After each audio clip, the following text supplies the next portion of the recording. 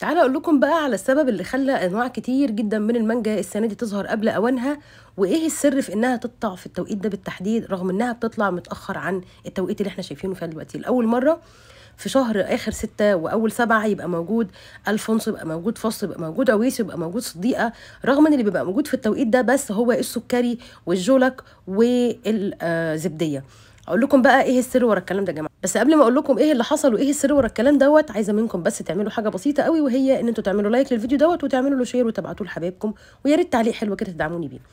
اول حاجه طبعا الاصناف دي اول مره تظهر في التوقيت ده، والسبب اللي قدامكم ده هو اللي خلى الموضوع ده حصل. طبعا زي ما انتم شايفين في خسائر للاسف كتيره جدا في مزارع المانجا السنه دي، وده هيخلي المانجا السنه دي للاسف العرض هيقل والطلب هيزيد، فبالتالي اسعارها هتقل. في محصول المانجا وقع قبل اوانه من على الشجر، وطبعا علشان المزارعين يعوضوا الخسائر دي ابتدوا ياخدوا المانجا دي ويكمروها بطريقه معينه علشان تستوي وتنزل في السوق قبل ميعادها. وزي ما انتم شايفين لاول مره يظهر في التوقيت ده مانجا الفونس، ما بتظهرش خالص غير قبل شهر 8. زي ما انتم شايفين المانجا دي كلها وقعت، وده هو يا جماعه ده دليل انها وقعت. في يعني المانجا عاده لما بروح اشتري مانجا او اخزنها بقول له راجل انا عايزاها مانجا قطيع. مانجا قطيع يعني هي اتقطعت من على الشجر، يعني معنى كده انها كانت سليمه وفضلت على الشجر لحد ما المزارع قطفها بايده.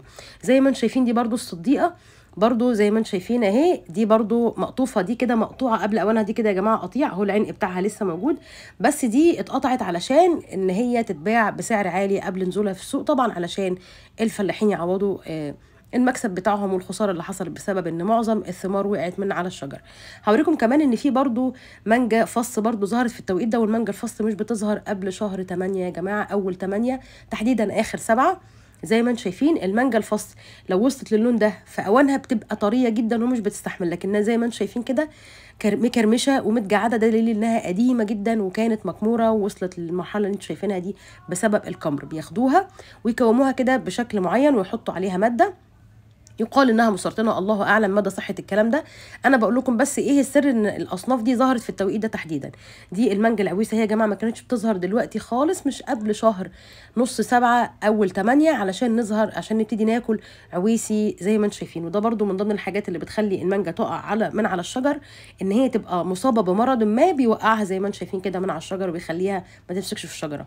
فاللي عايز مانجا يا جماعه ياكلها في اوانها يستحسن، لان بتبقى في التوقيت ده عباره عن لون ما فيهاش ولا طعم المانجا ولا السكر الحلو بتاع المانجا ولا الريحه القويه بتاعه المانجا.